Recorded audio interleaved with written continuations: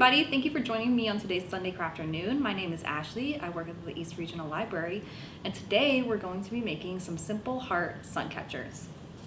So the supplies you're going to need for this craft are some construction paper, a pencil if you want, you don't have to use one, some scissors, a little bit of oil. I just have some vegetable oil, like cooking oil. You can use any kind of oil you have. You can use baby oil. Anything you have around the house will work just fine. And a Q-tip.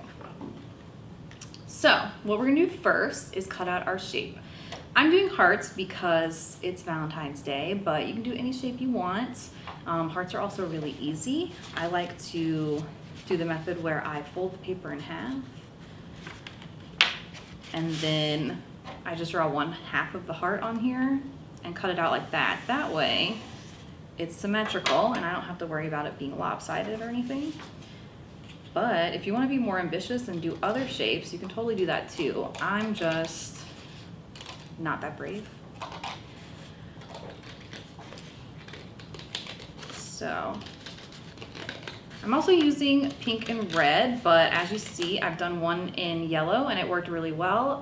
Lighter colors are gonna work better than darker colors, but you can use whatever your favorite colors are. So once you have your heart cut out, just unfold it and you've got your heart. I would recommend putting it on top of another piece of paper or some newspaper or something like that, just so that oil doesn't get all over your surface that you're working on.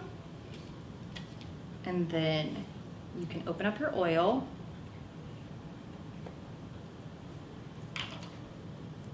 and just place that down. Now what you're going to do is just take your Q-tip, dip it in the oil, and make whatever design you want. The way this works is that the oil is going to soak through the paper, so when you hang it in a window, the light's going to come through the oil parts and not through the rest of the paper, so you'll see your design really well in the window when the sun is shining. It's probably not going to show up super great on camera, so I'm going to draw my design out with a pencil so everybody can see, and you might want to do that too, just so you see what you're doing before you put your design on the paper permanently, but that's up to you. So I'm going to do a really simple design. I don't really know what I'm doing yet. I'm just gonna go for it.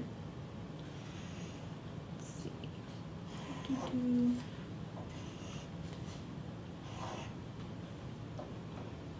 And yeah, so I just drew like a really simple little squiggly dot design. You could do whatever you want, but I'm not that artistic, so I'm just gonna dip my Q-tip in the oil and trace over the design that I did.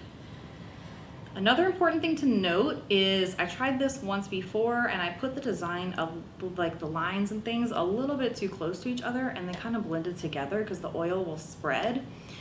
So be careful with the amount of oil that you use and with how close your lines and dots and things are to each other, because they might spread together and then you just have one big blob of oil all over your heart, which if that's what you're going for, then you can leave it like that, but